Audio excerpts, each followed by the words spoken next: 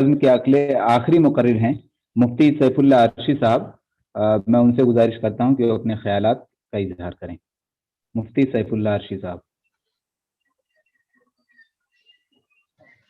جی الحمد للہ والصلاۃ علی اہلھا اما بعد. بسم اللہ الرحمن الرحیم. اسلام سے قبل عالم ناسوت میں جس قدر گمراہیاں پھیلی ہوئی تھیں اسے ایک لفظ میں سمیٹ کر دور جاہلیت کہا جاتا ہے. درسگاہ نبوی سے اس جہالت کے خاتمے کا آغاز ہی وحی ربانی اقرا سے ہوا. اس درسگاہ کے معلم اعلیٰ نے اپنا منصب اور مقصد اس تعبیر کے ساتھ بیان کیا ہے: انما بعثت معلما لاتمم مکارم الاخلاق. دور نبی کا جائزہ لیا جائے تو بنیادی طور پر جو بات آشکارا ہوتی ہے وہ یہ ہے کہ ایک ہی درسگاہ سے اکثر علوم و فنون کا درس دیا گیا. مسلمانوں کی آبادی کے بعد سب سے پہلے مساجد کے قیام کی فکر کی جاتی اور مساجد کے قیام کے بعد سب سے پہلے تعلیم کا نظم ہوتا اور مساجد ہی تعلیم کا مرکز بنتی. اکابرین کا حلقہ دروس مساجد میں ہی لگا کرتا تھا، بلکہ 4 صدی تک اسلامی علوم کا مرکز مساجد ہی رہی ہیں. نبی درسگاہ میں صرف عبادات و عقائد ہی نہیں سکھائے جاتے تھے بلکہ زندگی کا ہر سبق سکھایا جاتا تھا. بلکہ یہ کہا جائے کہ معیشت، معاشرت، جنگی فنون، جہاں بانی، تمام طرح کی تعلیم نبی درسگاہ میں ہوتی تھی. اس کی وجہ یہ ہے کہ ہمارا دائرہ دین تمام شعبۂ زندگی پر محیط ہے. اس لیے زندگی کے تمام شعبوں کی تعلیم دین کا ہی حصہ ہے، یہ دین کی ہی شاخیں ہیں. اسی بنا پر متعدد جگہوں پر فقہا نے بہت سے فنون کے حصول کو فرض کفایہ قرار دیا. دور رفتہ میں علم کی تقسیم دینی و عصری سے کر دی گئی ہے، جبکہ نبوی دور میں یہ تقسیم تھی ہی نہیں. وہاں تو نافع و غیر نافع کی تقسیم تھی، اسی لیے دعاؤں میں اسی کی تعلیم دی گئی. تاہم انتظامی مصلحت سے پہلے مسجد اور تعلیم گاہیں الگ الگ ہوئیں اور مزید انتظامی ضرورت کے لحاظ سے کئی مسائل آئے تو دینی و عصری علوم و فنون کا فرق ہوا. ایک کے لیے مدارس اور دوسرے کے لیے یونیورسٹی طے ہوئے. حضرت مفتی شفیع صاحب عثمانی رحمۃ اللہ علیہ ایک مقام پر تحریر فرماتے ہیں کہ امام حدیث شمس الدین الذہبی نے الطب النبوی میں روایت نقل کی ہے: انسانی زندگی کے لیے جتنی اہم اور ضروری صنعتیں ہیں، مثلا مکان بنانا، کپڑا بننا، درخت اور پودے لگانا، کھانے کی چیزیں تیار کرنا، حمل و نقل کے لیے پہیوں کی گاڑی بنا کر چلانا وغیرہ، سب اللہ عز و جل نے بذریعہ وحی اپنے نبی کو سکھلائی تھی. موجودہ دور میں یونیورسٹیوں میں چند شعبوں کو نبوی درسگاہ اور نبوی تعلیمات کی روشنی میں اگر ہم دیکھیں تو ایگریکلچر کی اہمیت اس لحاظ سے سمجھ میں آتی ہے کہ جو کنز العمال کی اس روایت سے واضح ہوتا ہے کہ حافظ ابن جریر نقل کرتے ہیں زراعت کی ترقی کے لیے آپ صلی اللہ علیہ وسلم نے اہل مدینہ کو زیادہ سے زیادہ کاشت کرنے کا حکم دیا اور پیداوار کو بڑھانے کے لیے یہ تدبیر بتائی کہ کھیتوں میں اونٹوں کی کھوپڑیاں استعمال کیا کریں. پیداوار بڑھانا، اسے ترقی دینا، موجودہ دور کے لحاظ سے کن کھادوں بلکہ ترقیاتی مواد کو استعمال کرنا ہے، اس کو علاقے و فصل کے لحاظ سے موضوع بنانا ایگریکلچر کا ماہر بخوبی انجام دے سکتا ہے. حضرت عمر رضی اللہ تعالیٰ عنہ حکم دیتے ہیں، اس طرح فرماتے ہیں: تم علم نجوم سیکھو تاکہ تم خشکی اور تاریکیوں میں راہیاب ہو جاؤ، پھر اس سے رک جاؤ. اسٹرولوجی، علم الفلکیات کو سیکھنے کی اہمیت اس سے واضح ہوتی ہے اور موجودہ دور میں تنظیمی اعتبار سے یہ یونیورسٹی میں ممکن ہے. عالمی طور پر خصوصاً اپنے ملک میں بھی تمام شعبوں میں ہماری شرکت کس حد تک ہے بلکہ کتنے فیصد ہے، ایسے پرآشوب متاثر ماحول میں اس کی ضرورت مزید بڑھ جاتی ہے. نبوی درسگاہ سے ڈیفنس سیکٹر، شعبہ عسکری تک پہنچنا اور اس کی تعلیم حاصل کرنا درسگاہ نبوی کے منتظم و معلم اعلیٰ کے سمجھ سے سمجھ میں آتی ہے کہ 2 صحابی حضرت عروہ ابن مسعود اور حضرت غیلان رضی اللہ عنہما کو حضور اکرم صلی اللہ علیہ وسلم باقاعدہ شہر جرس بھیجتے ہیں تاکہ وہاں سے دبابے یعنی ٹینک، منجنیق یعنی توپ، سمبور کی صنعت سیکھ کر آئیں. ظاہر سیکھنا مزید دیگر کو سکھلانے کے لیے بھی ہے اور موجودہ دور میں فوج، ملٹری تک پہنچنے کے لیے کس قدر اہم ہے. مدارس کے فضلہ کے لیے زبانوں کی اہمیت ڈھکی چکی چیز نہیں. ماہر لسانیات بننے کے لیے اس سے بہتر کیا ترغیب ہوگی کہ درسگاہ نبوی کے عظیم فیض یافتہ حضرت عبداللہ ابن زبیر رضی اللہ عنہ کے بارے میں آتا ہے کہ ان کے 100 غلام تھے، ان میں سے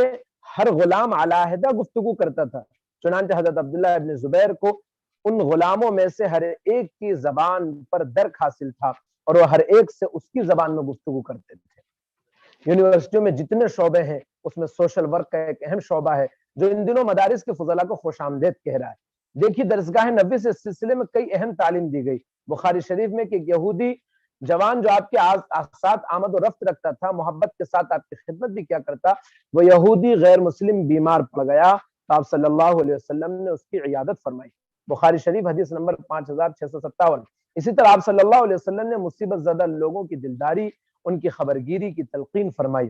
آپ غور کیجئے، مصیبت زدہ لوگوں کی مدد، طریقہ، ترتیب، اگر اسے بدرجہ کمال سیکھنا ہو تو سوشل ورک کا شعبہ ایک بہترین واسطہ اور مضبوط راستہ ہے۔ اور آگے بڑھ کر دیکھا جائے تو حکومتی فنڈ کو کرپشن سے بچانے اور مستحقین تک پہنچانے اور اعطی کلی ذی حق حقہ کا عملی نمونہ پیش کرنے کے لیے سوشل ورک ایک بہترین پلیٹ فارم ہے۔ اس کے ذریعے بیچلر اور ماسٹریٹ کرنے والے ملک و بیرون ملک میں ملی طور پر بہترین خدمات انجام دے سکتے ہیں، اور اسلام کا خدمت خلق کا اسٹرکچر سوشل ورک سے مربوط ہے۔ نبوی درسگاہ کے ایک عظیم فرع حضرت معاذ بن جبل رضی اللہ عنہ کو یمن کا گورنر بنا کر بھیجا گیا۔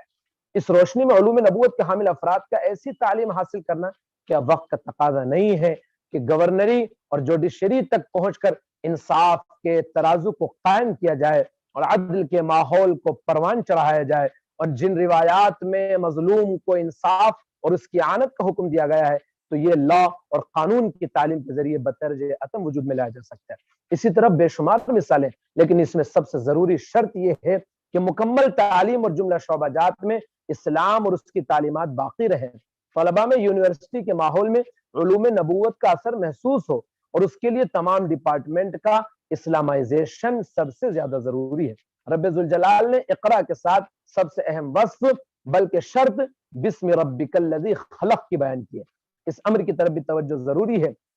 کہ کبار علماء اس بات کو ثابت کرتے ہیں کہ درسگاہ نبوی سے صرف دینی و روحانی ترقی اور احکام شریعت پر عمل پیرا ہونے کے حصول کی ترغیب دی گئی ہے۔ دیگر فنون کا حصول مباح ہو سکتا ہے، لیکن اس پر علم کے فضائل کا انطباق نہیں ہوگا۔ اسی وجہ سے بہت سارے متقدمین و متاخرین نے علم کا اطلاق صرف دینی علم کو قرار دیا ہے۔ مفتی جابر قاسمی صاحب، میں اپنی بات کو ختم کر رہا ہوں، مختصر سا پیراگراف۔ مفتی جابر قاسمی صاحب اپنی کتاب عصری علوم میں نافع و غیر نافع، دینی و عصری علوم کی تفصیلات بہت تفصیل سے ذکر کرتے ہیں اور بطور نتیجہ تحریر فرماتے ہیں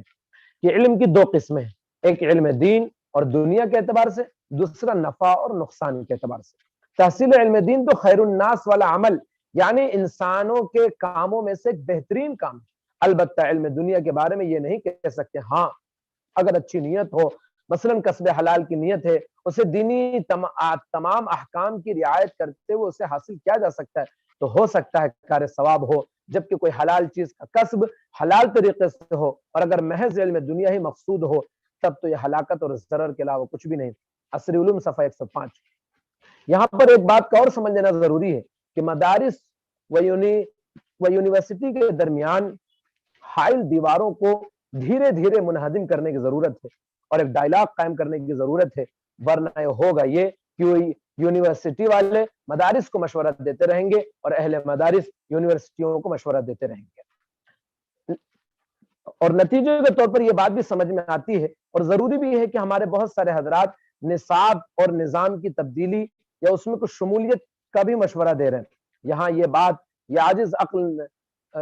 عاجز عرض کرنا مناسب سمجھتا ہے کہ شاید یہ موضوع زمینی سطح پر 100% کامیاب نہیں ہو سکتا، اس لیے بہت بہتر معلوم ہوتا ہے کہ دونوں شعبوں کو الگ الگ باقی رکھ کر مدارس سے یکسو طور پر تعلیم حاصل کرنے کے بعد جس شعبے کی طرف ترغیب ہو یا طبیعت کا میلان ہو، اس شعبے کو مکمل طریقے سے حاصل کیا جائے، اور مدارس کی جو دورے کی سند ہوتی ہے وہ اس کی متحمل بھی ہوتی ہے کہ آگے کسی نظام کو جاری رکھا جا سکتا ہے، ورنہ دونوں کو حاصل کرنے میں بہت سارا نظام خلط ملط ہو جاتا ہے۔ نتیجے کے طور پر یہ بات سمجھ میں آتی ہے کہ اس دور میں نبوی درسگاہ کے تصور کو عملی سطح پر اتارنے کے لیے ضروری ہے مدارس کے فضلاء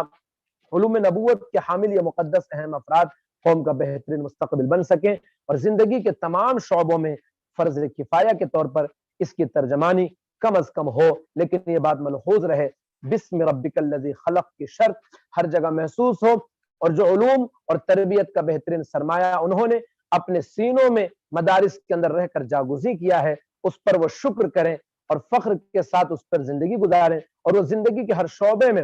حصول فن سے لے کر عملی میدان اور ملک و بیرون ملک بلکہ ہر سطح پر نظر آئے تب جا کر یہ شعبے بہت مفید ترین ہو سکتے ہیں، بلکہ اس کی ضرورت اور بھی بڑھ جاتی ہے۔ اللہ تعالیٰ ان شعبوں کے ذریعے صحیح افراد قوم کو مہیا فرمائے، صحیح جذبے کے ساتھ انہیں قوم کی خدمت کی توفیق مرحمت فرمائے۔ علامہ اقبال کے چند اشعار کے ساتھ اپنی بات ختم کرتا ہوں، جس میں شکوہ بھی ہے اور کچھ مشورہ بھی ہے۔ جب پیر فلک نے ورق ایام کا الٹا، آئی یہ صدا، پاؤ گے تعلیم کا اعزاز، آیا ہے اس سے مگر عقیدوں میں تزلزل، دنیا تو ملی طائر دین کر گیا پرواز، دین ہو تو مقاصد میں بھی ہو بلندی، فطرت ہے جوانوں کی زمیں گیر زمیں تاز، مذہب ہے مذہب سے ہم آہنگی افراد ہے باقی، دین زخمہ ہے جمعیت ملت ہے اگر ساز، پانی نہ ملا زمزم ملت سے جو اس کو، پانی نہ ملا زمزم ملت سے جو اس کو، پیدا ہے نئی پود میں الحاد کے انداز، وما علینا الا البلاغ۔